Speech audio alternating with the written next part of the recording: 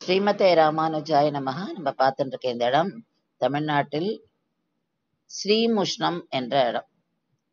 இந்த ஸ்ரீமுஷ்ணத்துல ஸ்ரீ வராகருக்கான பெரிய கோவில் உண்டு.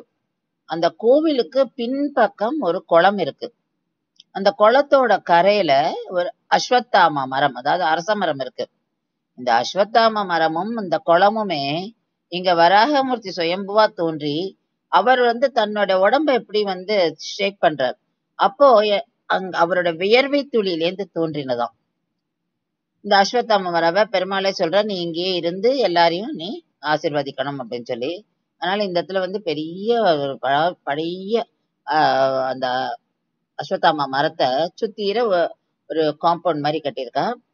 நம்ம உள்ள போய் சேவிக்கலாம். ஆனா அந்த சேவிக்கிறதுமே அதுக்கே நம்ம கொடுத்து வச்சிருக்கணும். ஏன்னா எப்பவுமே அது திறந்து இருக்கிறது இல்ல. அதோட டைம் அங்க எப்ப தரப்பான்றதை நம்ம கேட்டுட்டு போனா நல்லது. இந்த அரச மரத்துக்கு, அதாவது அதை சுத்திர காம்பவுண்ட், நம்ம என்ன பண்றோம், அதுக்குள்ள போயிட்டு பிரதட்சணம் பண்ணிட்டு வரைச்சு அந்த மரத்தோட பக்கத்திலே ஒரு கேப் இருக்கும். அந்த கேப்ல தான் இந்த சன்னதி.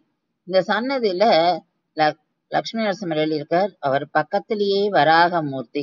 வராகமூர்த்தி இங்க பார்க்கும்போது எப்படி இருப்பாருன்னா, அங்க கோவில்ல அந்த மூலஸ்தானத்துல எப்படி இருக்காரோ அதே மாதிரி.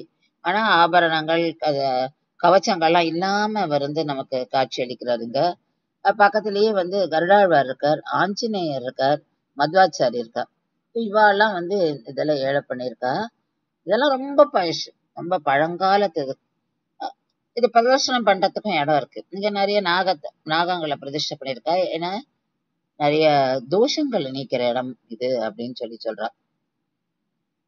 ரொம்ப அதிசயமான இடம். ரொம்ப கண்ணிலே ஜலம் உதத்து. இவ்வளவு ஒரு பழைய பழமையான இந்த மாதிரி நம்ம விஷயங்கள்லாம் இங்க வச்சுட்டு இருக்கோம், நம்ம தெரியாம இருக்கோமே அப்படின்னு ஒரு இதுவாகவும் இருந்தது. ஐயோ, நம்ம இதெல்லாம் தெரிஞ்சுக்கணும், இன்னும் நிறைய இருக்கு நம்ம நாட்டுல, நம்ம தெரிஞ்சுக்கணும் அப்படின்றது.